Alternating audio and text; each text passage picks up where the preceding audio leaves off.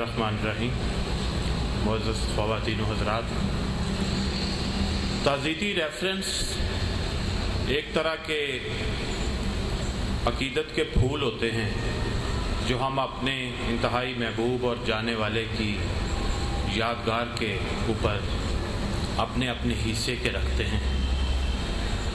کافی نظامی صاحب کے جتنے چاہنے والے آج جمع ہوئے ہیں وہ اپنی اپنی عقیدت کے پھول ان کی یادگار پہ رکھ رہے ہیں۔ بہت سے خیالات جو ہیں وہ سننے کا موقع ملا، اور جو میں بہت سے واقعات کا عینی شاہد بھی ہوں، جیسے رضوی صاحب نے فرمایا ہے کہ ہم تقریباً یہ 4 دوست ہر جگہ ہی اکٹھے ہوتے تھے، مل کے کئی جگہ ہم کھانا کھا رہے ہوتے تھے، کئی ایک جگہ بیٹھ کے ایک دوسرے کے ساتھ جو ہے وہ اس طرح وہ جیسے نوک جھوک رضوی صاحب کی اور نظامی صاحب کی بڑی ہوتی تھی، اور رضوی صاحب خاص طور پر ان کی پلیٹ میں جب بہت زیادہ کھانا رکھنے کی کوشش کرتے تھے تو وہ پھر بڑا ایک ایسی سچویشن ہوتی تھی جسے بیان نہیں میں کر سکتا۔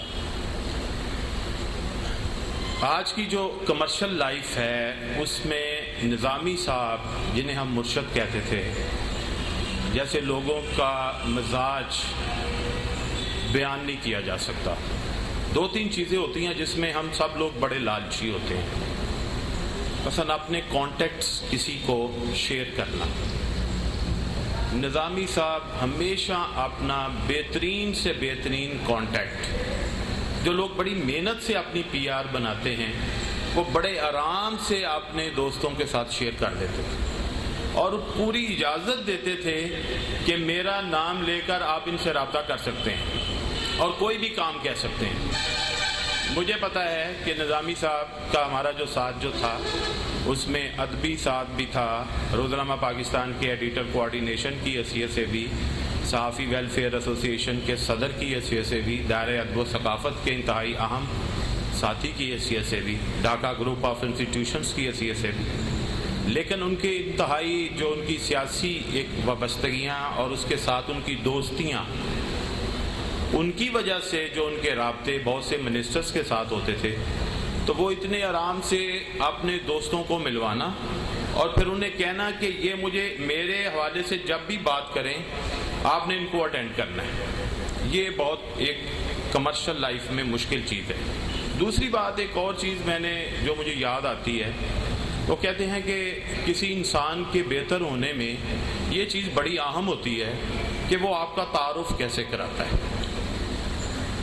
اب آپ سب لوگ یاد کریں کہ نظامی صاحب نے کبھی بھی آپ کا تعارف کرایا ہو کسی کے ساتھ تو کیسا کروایا تھا؟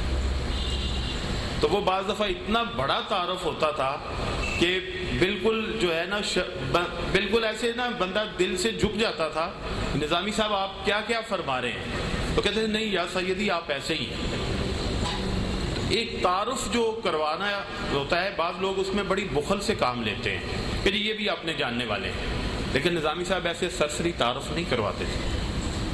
اور تیسری بات مجھے جو میں یہاں بیان کرنا چاہوں گا، کسی کی کامیابی پہ خوش ہونا، یہ صرف نظامی صاحب کو آتا تھا کہ آپ نے بہت سی لوگوں نے اپنی کامیابیوں کے قصے سنائے ہیں اور دوسروں کی کامیابی پہ لوگ حسد زیادہ کرتے ہیں، خوش کم ہوتے ہیں، لیکن نظامی صاحب اپنے دل سے خوش ہوتے تھے۔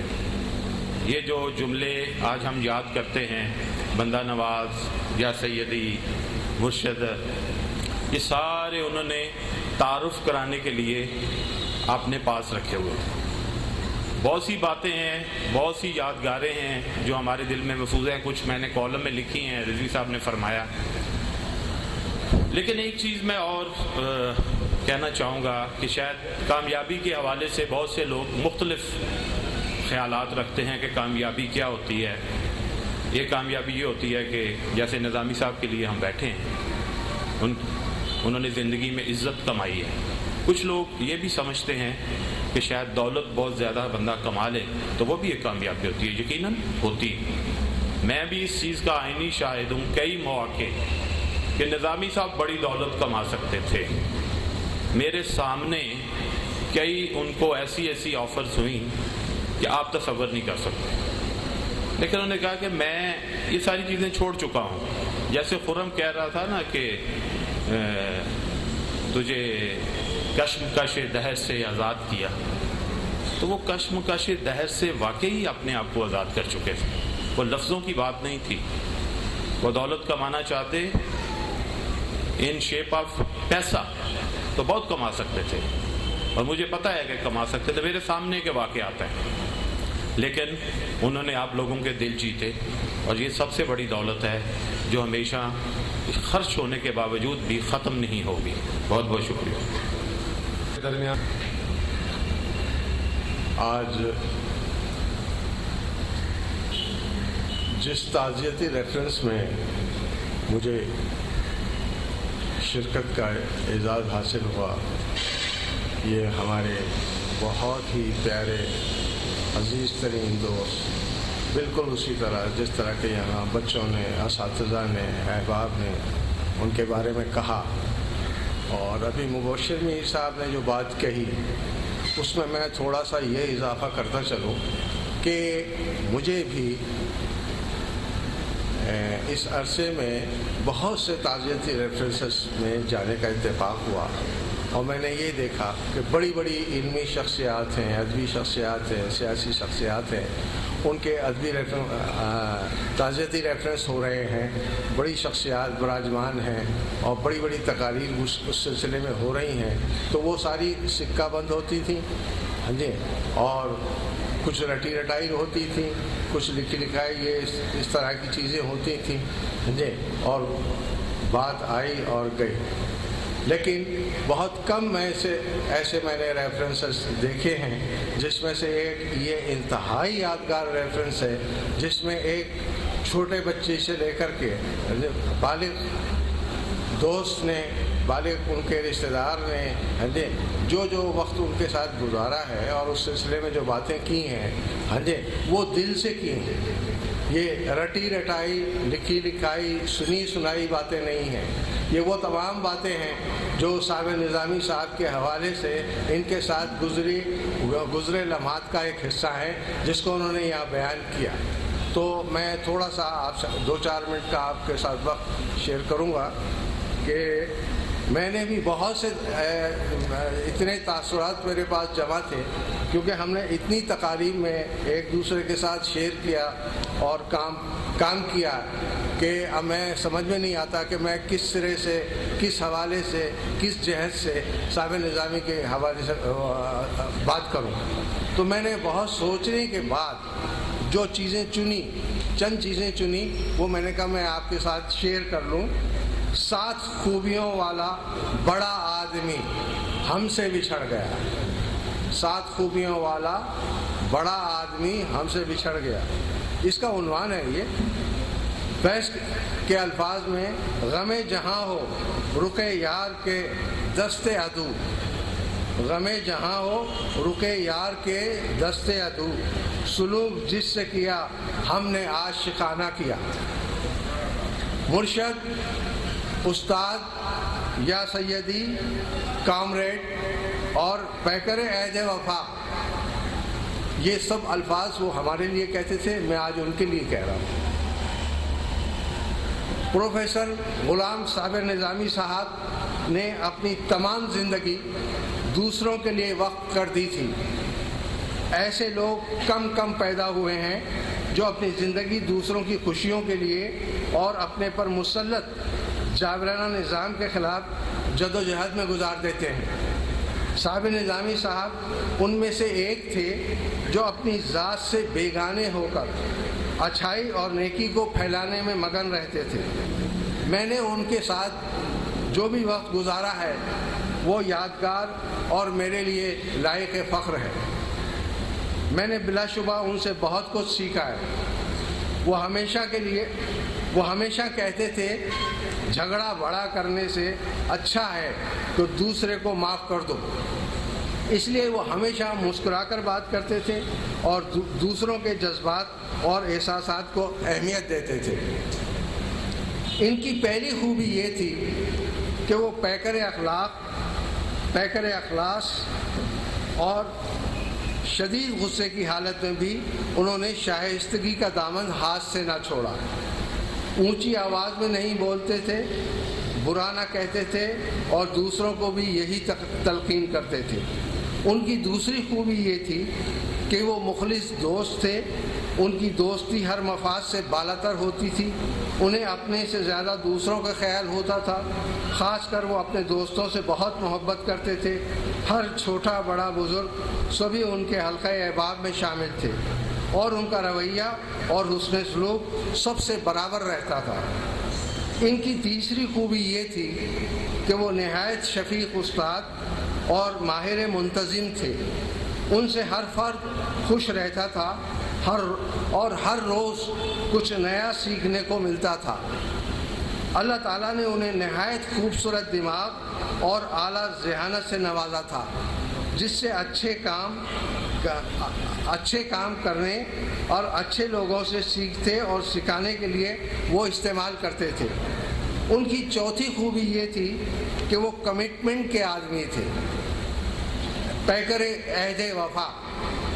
ان کا نظریہ آفاقی تھا۔ ان کی شخصیت یا ذہن مسالک، فرقوں، زبانوں یا علاقوں میں بٹے ہوئے نہیں تھی۔ وہ پوری دنیا کے درد کو اپنا درد سمجھتے تھے۔ وہ جبر اور استحصال کے خلاف پوری زندگی جدوجہد کرتے رہے۔ وہ فیض کے اس شعر کی مثال تھے، یہ شام و سحر، یہ شمس و قمر، یہ اختر و کوکب اپنے ہیں۔ یہ شام و سحر، یہ شمس و قمر، یہ اختر و کوکب اپنے ہیں۔ یہ روح قلم، یہ طبل و علم، یہ مال و چشم سب اپنے ہیں۔ صاحب نظامی صاحب غیر شعوری طور پر ترقی پسند نہیں تھے، بلکہ ان کے پاس اس کا گہرا احساس تھا۔ ان کی پانچویں خوبی یہ تھی کہ وہ سچے انسان دوست شخص تھے۔ ان کی انسان دوستی کسی جذباتی دباؤ یا احساس کا نتیجہ نہیں تھی، بلکہ یہ بھی ان کا گہرا شعوری اور فکری احساس تھا جو انہوں نے بچپن اور جوانی میں اپنے اطراف سے حاصل کیا تھا۔ سچے انسان دوست کی بڑی نشانیاں اس کی دوسروں سے ہمدردی، شرافت، دیانت اور عزت نفس ہوتی ہیں، جو صاحب نظامی کی شخصیت کا طرح امتیاز تھی۔ ان کی چھٹی خوبی ان کی حب الوطنی تھی۔ وہ سچے اور اچھے محب وطن تھے۔ ان کے نزدیک جذباتی نعرے اور دشمن کو برا بھلا کہنا حب الوطنی نہیں تھی، بلکہ عوام سے ہمدردی، وطن کی مٹی سے پیار، اپنے ہم وطنوں کے دکھ درد بانٹنا اور وطن کو حقیقی ترقی سے ہمکنار کرنا حب الوطنی سمجھتے تھے۔ ان کی ساتویں خوبی ان کی اسلام دوستی اور عشق رسول کہی جا سکتی ہے۔ وہ علامہ اقبال کے شیدائی تھے اور اقبال کے کلام پر گہری نظر رکھتے تھے۔ وہ سچے عاشق رسول تھے۔ سیرت و نعت کی محفلوں میں سب سے پہلی صف میں براجمان ہوتے تھے۔ ان کے نزدیک اسلام امن اور محبت کا پیغام تھا۔ وہ جاری دہشت گردی اور مذہبی انتہا پسندی کے خلاف تھے۔ اس حوالے سے ان کی علمی، فکری اور ادبی کاوشیں ہمیشہ یاد رکھی جائیں گی۔ صاحب نظامی اپنے مربی فیض کی زبان میں کہتے ہیں، یاس و حرمان کی دکھ درد کے معنی سیکھے، یاس و حرمان کے دکھ درد کے معنی سیکھے، زیر دستوں کے مصائب کو سمجھنا سیکھا، سرد آہوں کے رخ زرد کے معنی سیکھے۔ یہ سب کچھ سیکھتے اور ہمیں سکھاتے ہوئے ان 7 خوبیوں کا بڑا مالک ہم سے جدا ہو گیا۔ اللہ تعالیٰ ان کو کروٹ جنت نصیب کرے اور ہم تمام احباب کو صاحب نظامی کے اعلیٰ اوصاف اپنانے کی توفیق عطا فرمائے، آمین۔ حاضرین بزم، فیض کا یہ شعر کہ جو رکے تو کوہ گر ہوں، بلکہ وہ خوش نصیب ہوں جس نے صابر بھائی سے آخری مکالمہ کیا، اور جس وقت وہ شدید تکلیف میں تھے اور ICU میں جب گیا اور انہوں نے آنکھ بند کی ہوئی تھی، اور جب میں نے کہا مرشد آنکھ کھولی اور ہاتھ بڑھایا ہاتھ ملانے کے لیے، اور ہاتھ ملانے کے بعد جو طریقہ کار تھا ان کا تھمس اپ، یہ ان کا اشارہ تھا مجھے. میں بس اس کے بعد میں خوشی خوشی باہر آیا اور بچوں سے کہا, سب بچے موجود تھے, میں نے کہا کہ ہی از گیٹنگ ویل, وہ بہتر ہو رہے ہیں. لیکن اس کے بعد اگلا لمحہ تھا جس کا ہم کبھی تصور بھی نہیں کر سکتے, سوچ بھی نہیں سکتے. میں سب سے آخر میں دعائیہ کلمات سے پہلے میں چاہوں گا کہ ڈھاکہ گروپ آف انسٹیٹیوشن سے تعلق اس کے سربراہ میری بیوی اور صابر بھائی کی ہمشیرہ سیدہ حسینہ رضوی یہاں موجود ہیں. وہ تمام احباب کا شکریہ ادا کریں آ کر یہاں. اور اس کے بعد دعا, اور دعا کے بعد آپ سے گزارش کروں گا کہ کھانے کے لیے تشریف لیں. السلام علیکم. میں اتنا حوصلہ رکھتی ہی نہیں ہوں کہ میں صابر بھائی کے بارے میں کچھ بھی کہہ سکوں. ان کے بیٹوں نے بہت حوصلہ کیا کہ وہ کچھ کہہ سکے. میرے اندر اتنی ہمت ہی نہیں ہے کہ میں کچھ کہوں, اور نہ ہی میں شکریہ بھی نہیں ہے. ہمیشہ میں شکریہ ادا کرتی ہوں ہر تقریب میں, لیکن میں آج شکریہ ادا نہیں کروں گی اس لیے کہ آپ سب لوگ جو یہاں بیٹھے ہیں وہ ان کی محبت میں بیٹھے ہیں اور ان کی خاطر بیٹھے ہیں. تو پھر شکریہ کیسے؟ ہم سب کا درد ایک ہے, ہم سب کی محبت بھی ایک ہی ہے, تو پھر شکریہ کس چیز کا؟ بس چاہتی یہ ہوں کہ سب لوگ, جو بچوں نے کہا, جو کچھ بھی جس بچے نے بھی کہا, وہ میں سمجھتی ہوں میرے دل کے بھی وہی جذبات ہیں, وہی سب کچھ ہے. مجھے تو جاننے والے, پہچاننے والے, میں یہ سمجھتی ہوں کہ ان کے جانے سے میں بھی یتیم ہو گئی. اللہ